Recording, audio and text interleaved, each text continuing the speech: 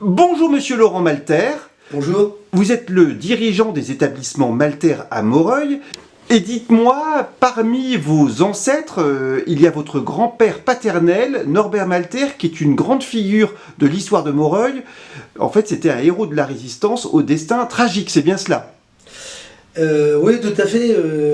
Norbert, alors j'en ai entendu beaucoup parler. Je ne l'ai pas connu, puisqu'il est décédé avant que je sois né. Et par contre, il a laissé manifestement des traces importantes, mais dans des circonstances un peu exceptionnelles. Il a eu un comportement exceptionnel, ce qui n'a pas été le cas général. Donc on en est assez fiers. C'est quelqu'un qui a été déporté dans un camp de concentration parce que résistant.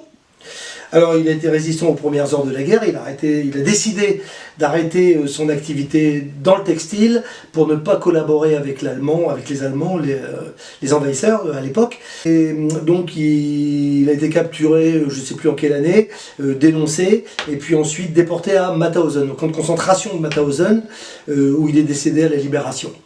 Votre grand-père paternel était socialiste, on peut le dire clairement. Il était engagé avec une fibre sociale très forte. Ouais. Il a fondé finalement l'association Le Jardin Ouvrier, le Prolétaire de Moreuil. Oui, absolument. Ouais. Il y a une stèle d'ailleurs qui rappelle son nom. Il a été à l'initiative de cette.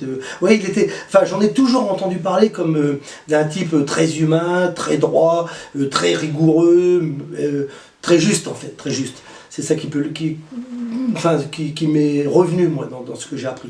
Il avait un caractère très fort à tel point que vous me racontiez une anecdote au cours de... En fait, l'épisode concerné était le suivant. Il était dans un café de Moreuil et il avait quitté les lieux parce que les Allemands étaient entrés dans le café.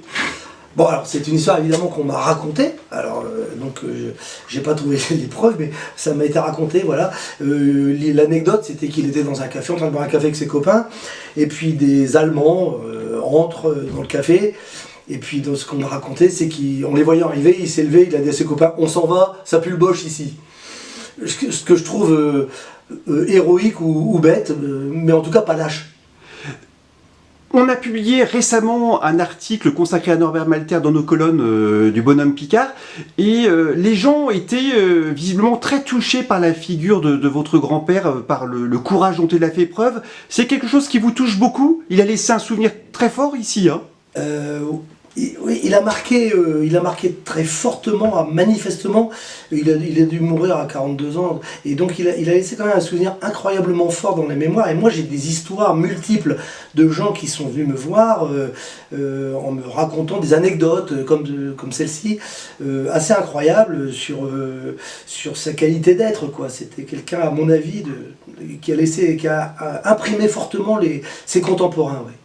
Et vous me disiez l'autre jour que de votre grand-père paternel, eh ben, il y avait des valeurs qui vous étaient restées. Oui, je vous avais raconté l'histoire des masques que nous avons vécu, et ça m'émeut beaucoup cette histoire, parce que on s'est retrouvé dans des circonstances exceptionnelles et on ne sait pas quel comportement on va avoir. Personne ne sait quel comportement il aura dans des circonstances particulières. On est dans notre confort, et là on était confronté à ça, et moi je l'entendais me dire à travers la photo qui trône sur mon bureau: Laurent, j'ai donné ma vie en 40, c'est pas pour que tu te gaves aujourd'hui en vendant des masques à prix d'or alors que tu peux le faire.